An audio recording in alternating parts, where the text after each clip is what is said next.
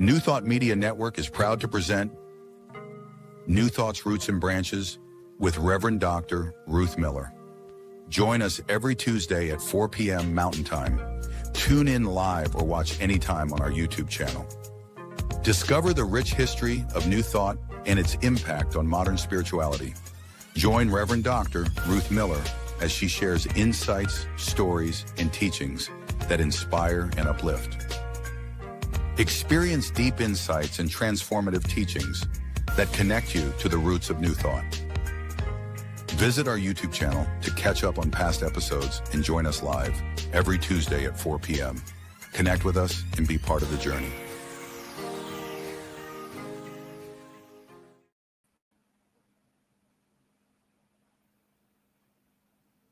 Well, hello there. I am Ruth Miller, and this is New Thoughts, Roots, and Branches. And if you've been moving along with us, you have learned a little bit about the deep, deep history of some of the ideas that we call New Thought. And hopefully you've learned some about the people that have brought it to us in our more modern day. If we look at the first chart in our series, we have that set of things that make sense. Our topic today is going to be Johnnie Colemon, absolutely. Johnnie Colemon, if you're not familiar with her, is responsible for thousands of churches, really, hundreds of centers and churches around the world, and thousands of people being really, really awakened to the New Thought idea. And Johnnie grew up in the Unity tradition. And if we look at the next chart, we'll see where top part being the ancients, into the Middle European, and then the Americans, and way down there at the bottom, among the branches of New Thought, we have Johnnie Colemon in her rectangle. And in the next slide, you can see there's a photo of her in that circle. She really is making a huge difference, as we will see as we move through this experience. So who is Johnnie Colemon? Many people haven't heard of her. Well, if we look at the next slide, you will see that she is the founder of the Christ Unity Temple, which later was called the Universal Temple, Christ Universal Temple. She is the founder of the Foundation for Better Living, and she founded a school that after she passed on was named the Johnnie Colemon Institute. And she did all of that in the south side of Chicago, which interestingly started out just a few blocks from where I lived when I was going to elementary school. In the next slide, you get to see this beautiful woman in all her glory. The top black and white photo was when she was just becoming ordained. And we can kind of see her evolution over the years. She started being a Unity preacher in 1956, and she retired in 2006. 50 years of doing this work. Pretty amazing stuff. In the next slide, let's learn a little bit about how she got started in this. Johnnie was the son, the desired son, who ended up being a girl of John Haley. So she was Johnnie Haley, and everybody knew they had to take care of Johnnie Haley because her dad was there to protect her. She was born in Centerville, Alabama, but very quickly her father was given the position of brigman on the Mobile Railroad, the train that went between Columbus, Mississippi, and Mobile, Alabama. So from very young, this young Johnnie, who is later called JC, got to ride on the boxcars and really get familiar with what was going on in the railroad. And as she says, I was a little John Haley. Yep. I had to be like the boy. I had to do all the things in sports the boys would do. So what she tells us is her father built a basketball court at the back of their house, and he gave a lecture to all the boys. He said, now this is my baby. You better make sure she never gets hurt. And so she says, the boys would all let me win because my father was bad, John Haley. And then she says, he didn't know anything about truth. He was a very large man, and he held his own, and he was very highly respected in the community. Johnnie, when she was growing up, she said she could go into any store and, ask for whatever she wanted, and everyone would give it to her because she was Johnnie Haley. Interesting, huh? Fun way to grow up. However, her mom was the teacher at the local high school. So if we look, we find out that Johnnie went on for schooling to become a teacher. There's a real reason for all that happening, but as she moved forward, she ended up applying to and being accepted at a school called Wiley College outside of Marshall, Texas. Now, if you're not familiar with how things worked in the 19th century in this country, almost every market town had a church that established a college. They were usually congregational, sometimes Baptist, Methodist. If you're an Oregonian, Philomath was the Methodist church. If Linfield was the Congregational church, etc., they created their colleges. And Wiley College was the college for the church in Marshall, Texas. And she points out that she was not the owner of a couple of oil wells, and her skin wasn't quite the right color. So, as she put it, she had to be extra smart. So we're looking at the 1920s to 40s here. She was born in 1920 and she graduated in 1943 and then moved back to Mississippi to teach. And then she and her mother moved up to Chicago, where she became a teacher there too. However, she tells us, you know what I wanted to be? A saxophone player. One of the things about Johnnie Colemon that may not be obvious, except if you think about her playing basketball all the time, she grew to be 5 foot 9.5 inches tall. And can you imagine this tall, skinny girl being a saxophone player? It can be amazing to imagine that. But she also wanted to be in a chorus line. She said she wanted to be in a line like the Rockettes. That's what she wanted to be. Well, that's not what she ended up being. She was a teacher after all. If we go into the next slide, we'll find out a little more about why her father, this incredibly big, bad John Haley, died when she was 15. So she was a gangly girl who had never done anything that girls do. They didn't even have a doll in the house. So at 15, her mom begins to teach her what it means to be a girl in our culture. And going to college, becoming a teacher was part of that. And then in Chicago, she was diagnosed with an incurable disease. The story is amazing. Johnnie talks about it as wasn't feeling very well. She'd gone to get some tests. She got a phone call. And in the phone call, they let her know that she had a very limited time on this planet based on this disease. And she was reeling, and she fell against the coffee table, and there was a bunch of magazines, and one of them was on the floor, and it opened up to, she looked down to the floor, and it opened up to a page in the Daily Word, Unity magazine, and it said, "God is my healer." Johnnie had never heard anything like that. And she's hit the floor. She's made this noise. Her mom comes running into the room. "What is it, child?" And then her mom sees this magazine that Johnnie is looking at. And she says, "Girl, I've had those magazines all over this house for months hoping you would read them." Well, it took that wake-up call. I call all of those diagnoses wake-up calls for Johnnie to wake up. She immediately went to Unity Village with this magazine in hand. And she got to the receptionist, who was somewhat shocked, this very tall Black woman in front of her. And the woman says, "May I help you?" And Johnnie says, "I came here to be healed." And the woman doesn't quite know what to do with that. And she went and found one of the teachers, and the teacher said, You don't have to die.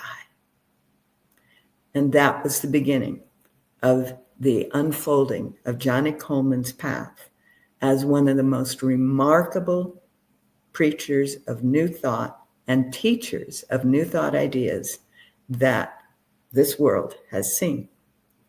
So let's go on. She went ahead, she enrolled in the Institute. I don't know if you're aware of this, but Unity Institute is in Unity Village. Unity Village is on the edge of a town called Lee's Summit, Missouri. We're looking at 1950 something, before Martin Luther King, before the Civil Rights Act, and at a time when Missouri, which had been one of the states fighting the Civil War, was still saying that a Black person could not occupy the same building as people of lighter skin. So for 2 years, she attended Unity Institute. Can you imagine all of the money that she had saved as a teacher, and all of that, using all of that to stay in the YWCA in Kansas City, and then be transferred or be shuttling. She was driving and paying for the gas 15 miles each way to Unity Village. Finally, in her 3rd year, she went in and she said, this is not acceptable. The contrast between the love and the wisdom of the Unity literature and everything they were studying, and this idea that her skin color prevented her from being there with the other students, just overwhelmed her. She was not the first one to go through this. Barbara King went through this and ended up setting up her own system in Florida. Others had gone through it before her, but she stood up for her rights.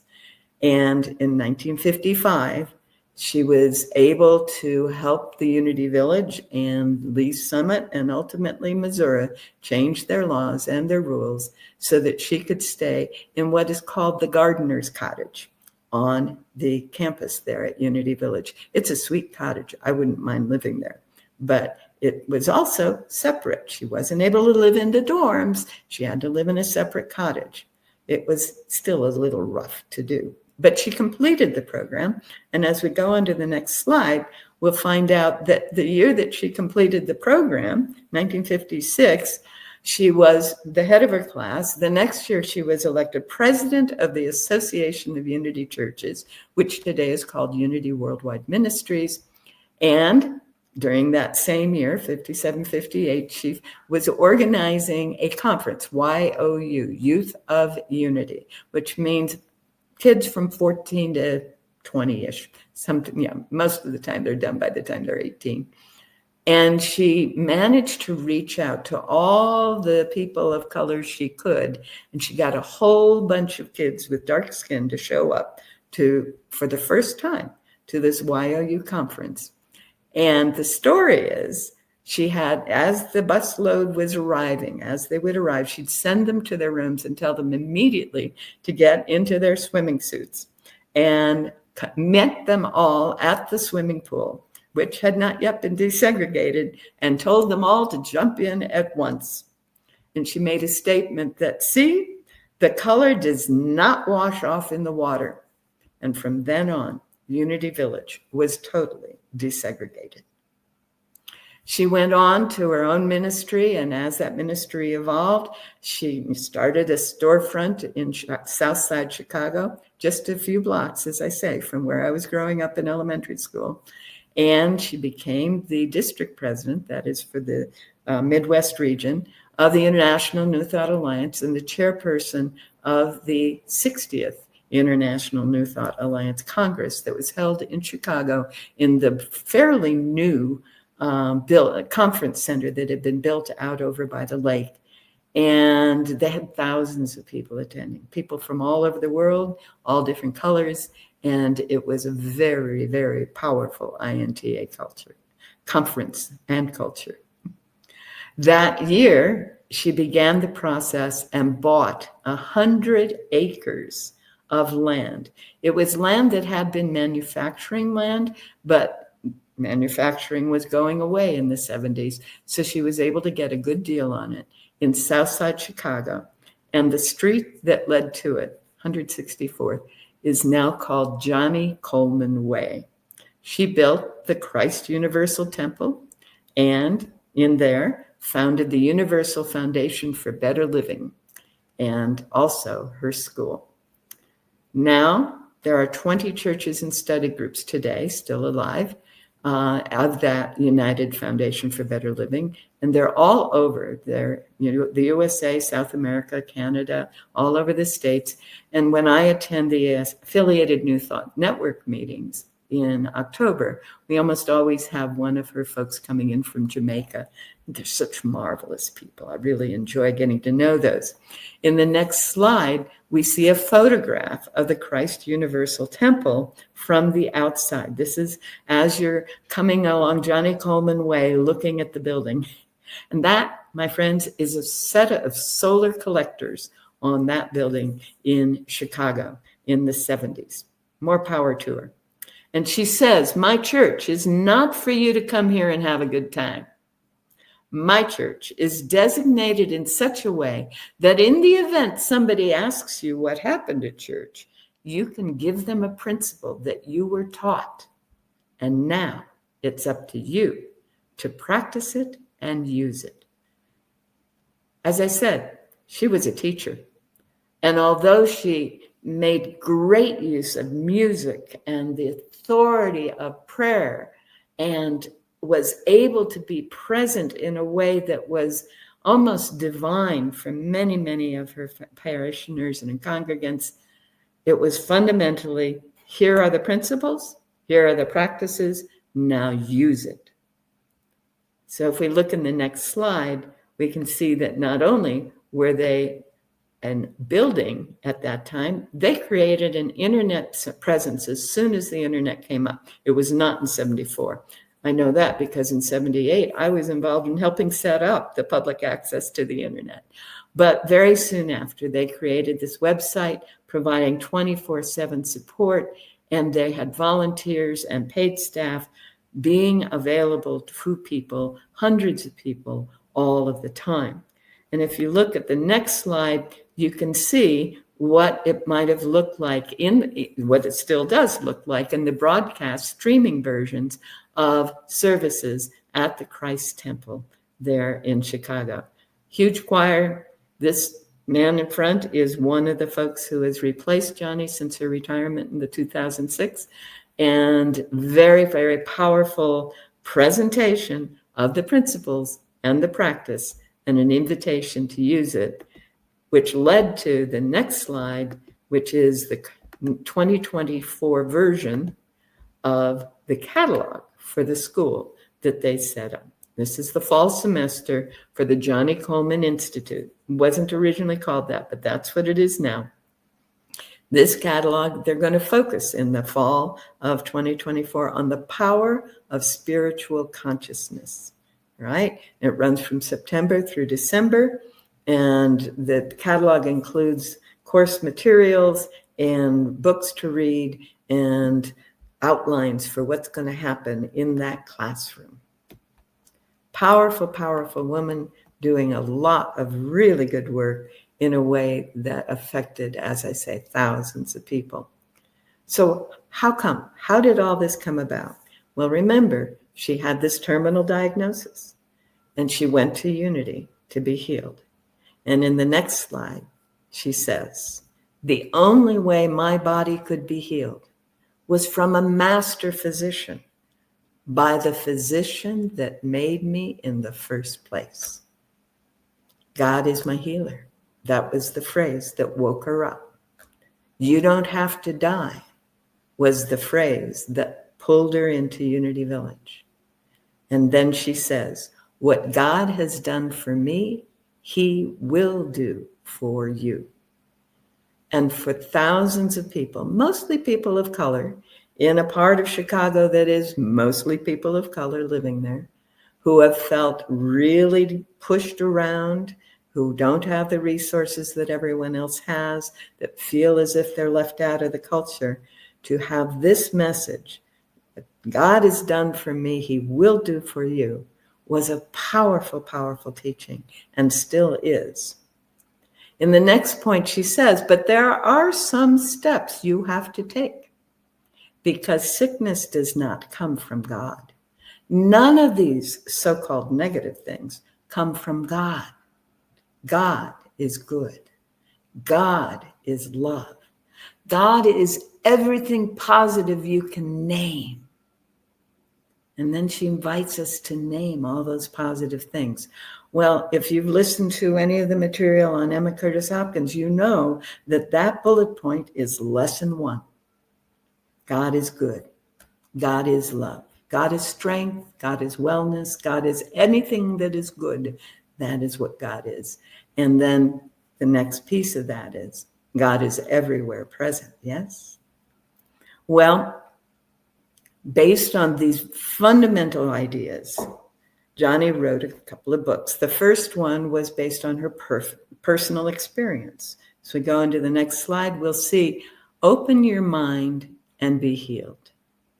That book, Open Your Mind and Be Healed, in the next slide, is the piece that woke many, many, many people up.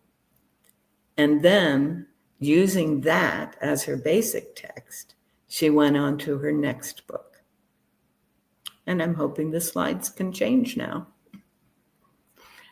Because the next book is called It Works If You Work It. It works if you work it. And that, for many people, was like the tagline for Johnnie Colemon. It works if you work it. Now, I don't know about you, but I think we may have been hearing that same phrase in a lot of other environments. And people have picked it up and carried it forward. It works. It works. You are healed. It works. You have everything you need. It works. Everyone around you is loving and mutually supportive. It works. You have meaningful work. If you work it. And that is the big, big, big thing that Johnnie held. Imagine this 5'9.5" tall woman coming in and saying, this is how it is, this is how it works, and I want to see you do it. I can just see how people would be responding to that. So if we look at some of the teachings that are in that book and in those classes and on that Sunday platform, she says, when I found what caused all the negation that we express, I know the only reason people do not do better is because they don't know any better, the teacher coming forth. And they don't do better because nobody has taught them.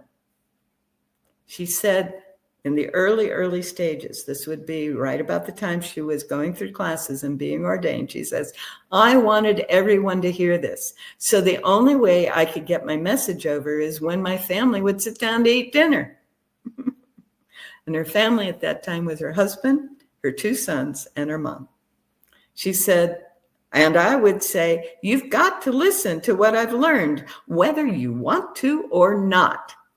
And I have to say, from the people that I knew who were involved in Christ Unity Temple, they heard that a lot. She said, I kept teaching them, her family, every opportunity. My family grew from 4 to my best friend. So she expanded her best friend, included it. And that's how it all got started, she said, at my dinner table. 50 years of ministry started at a dinner table. And you know, that's kind of how it goes in the New Thought movement. People have a few people in their living room. Some of the mega churches that I'm familiar with and have watched grow started with 8 or 9 folks in a living room and went on to, a few hundred meeting on a Sunday to several hundred and ultimately several thousand people. And that's basically what happened with Johnnie Colemon. In the next slide, we'll see one of the things that she did is try to help people understand that what they had been experienced must be called hell, and what could be experienced must be called heaven. She says, the greatest discovery that I made was to know that in every man, woman, and child, there is the Christ. And the Christ is God's idea of himself. God as Father, seeing God's self is what the Christ is, and it's in every human being. That's what the word namaste means. I see the divine in you. The divine in me beholds the divine in you. And she was helping people see that regardless of what the world was telling them, regardless of what the culture said, regardless of what anybody out there said, God's idea of God's self was alive in each and every one of them. And then she says, now when you stop and realize that all of God is inside of you, all of God is inside of each of us. Wow. She says, and the only reason you are not expressing it is because you don't know how. When you realize that heaven and hell are not places, but are states of mind, then you realize that when you are sick, you're in hell. When you're broke, you're in hell. There's states of minds. That state of mind that says, I am separated from God. But you can't be, because God is expressing God's self in and through and as each of us, right? And so she would help people see that it was a state they didn't have to live in if they knew what she had learned. And so she wanted to share that. The last point on that page, to be in heaven is to enjoy prosperity. And then she says, and prosperity does not just mean money. Prosperity means love, health, joy, and peace, all the good things. And then she says, but it does include money. So I include money and I teach money because I need money in this world. And she goes on and say, I can't very well walk into a store and say, God is your source of supply and walk out with a fur coat. So she's recognizing that in this time and space, prosperity includes the flow of resources that we call money. She also teaches other forms, as she says, love and health and joy and peace. And sometimes we have to start with one of those before we can allow the old ideas that we have had and that have been pushed into us over and over again about money to be replaced. So she includes money in her teaching, but recognizes that prosperity, the abundant life, is far more than that. And so in the next slide, we see that she was saying all of this happens because of what we are thinking. Everything, she says, begins in the mind. And if it begins in the mind, whatever the effects are in your world, life, and affairs, you must find the cause. Well, if it begins in the mind, the cause is in the mind, right? She says there's a cause for every effect. You've got to think the right thoughts because every thought comes back to you. Remember with Wallace Wattles, he said you have to think in a certain way to get the certain results. And James Allen, as we think, so we are. This is the essence of new thought, isn't it? What thoughts will I choose to think in order to have a different kind of life experience? You've got to think the right thoughts, she says. Whatever you think, you have made it, right? We are constantly making our own life. She says it comes back from the substance of God. Whatever you think says, quote, I am the thinker that thinks the thought that makes the thing. You may have heard the song that came from that line.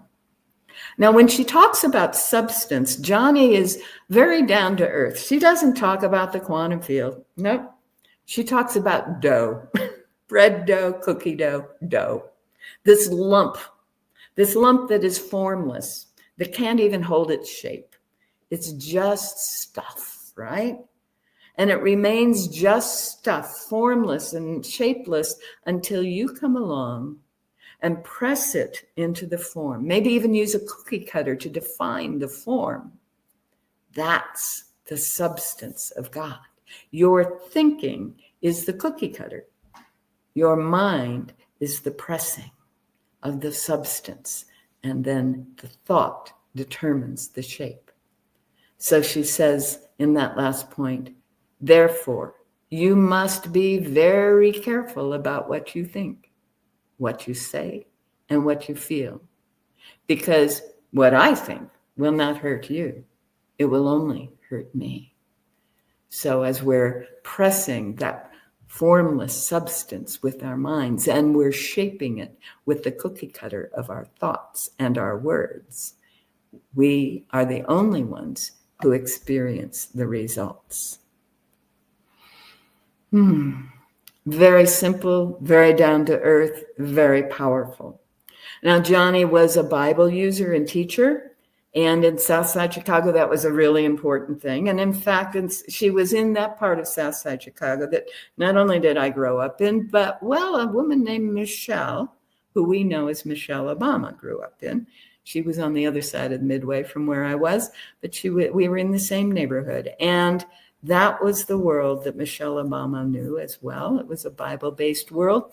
And when Michelle's husband was elected to the Senate, Barack Hussein Obama became an occasional speaker at the Christ Universal Temple of Johnnie Colemon.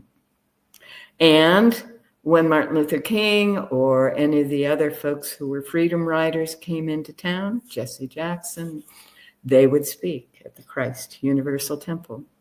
And when Harold Washington was made mayor of Chicago, he would speak there. And when he died, that's where his funeral was. That temple and the power of thought that Johnnie embodied became the center for a lot more than just spiritual light in that part of the world. In fact, she was so powerful and her teaching spread so far into so many different countries that she started being recognized outside of the New Thought movement. And if we look at the next slide, we can see some of the ways she was recognized. She is at Morehouse College. They have a portrait of her in the Martin Luther King Jr. International Center at Morehouse College. The International New Thought Alliance granted her the 20th Century Ministry of the Century Award for what she was doing, making New Thought available around the world. She received an honorary Doctor of Divinity degree from her alma mater, from Wiley College, after she had to work so hard to just demonstrate that she was capable of earning a bachelor's. She has a portrait in the DuSable Museum as African American history maker. She earned or was granted a Doctor of Humane Letters from Monrovia College in Liberia, West Africa, and then the Industrial Institute of the African Methodist Episcopal Church there offered her a second Doctor of Divinity degree. And the Institute for African American Youth Development in Chicago called her a Chicago living legend. Her youth program made it possible for many, many, many young people not to get caught up in the gangs culture that was common at Hyde Park and South Shore High School at that time. Yes, unfortunately so. And finally, not finally in terms of the timing, but in terms of the size, I think, the National Coalition of Black Women gave her the Candace Award as one of the top 100 Black women affecting the culture in 1987. People recognized what it was that Johnnie stood for. And she stood, and she insisted.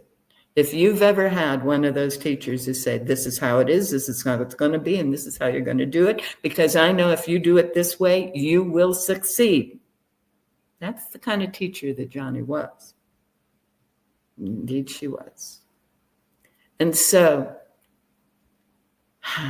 after all of that work, after all of that recognition, after all the capacity that she built among the thousands of people, in 2006, 50 years after she was ordained, Johnnie retired.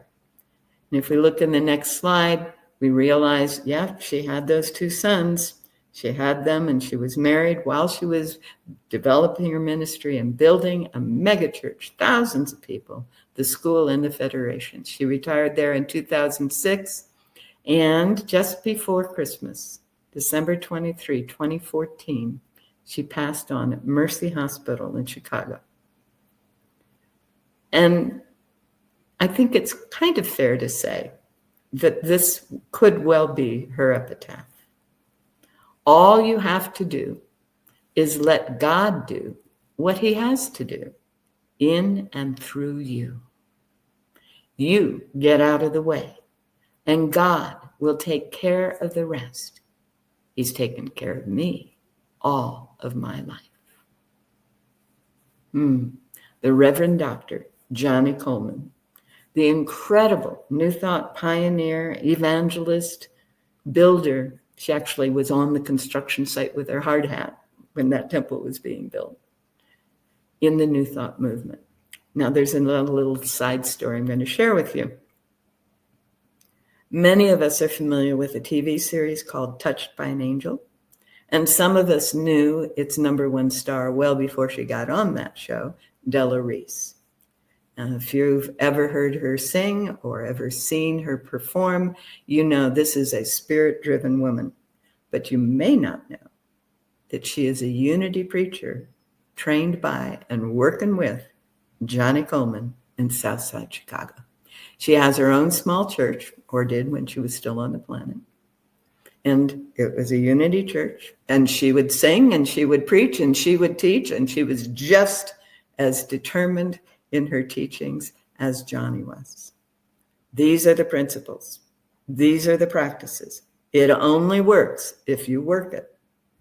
And as someone who has been teaching for a few years myself and teaching these principles and practices, I have to say they're absolutely right. It only works if you work it, if you do the practices, if you make it your own way of thinking, speaking, feeling, acting in every aspect of your life. The principles are clear. Recognize that there is one beingness that we are all part of, and it is fully present in each and every one of us as everything we can imagine being good. Good is all that is. And if we can name that good, and we need to, the practice is to name that good, name it as our perfect health, name it as our prosperity, name it as our children doing well, name it as the country doing well, name it as the world having a harmonious way of being. Name it, name it, name it, name it every day. That's the first step in the practice. And anything else, right? All those, she said, so-called negative things are not created by God. They have nothing to do with God's creation. They're the outpicturings of our own thoughts. We took that formless dough, we used a cookie cutter with an ugly image, and we thought that was God.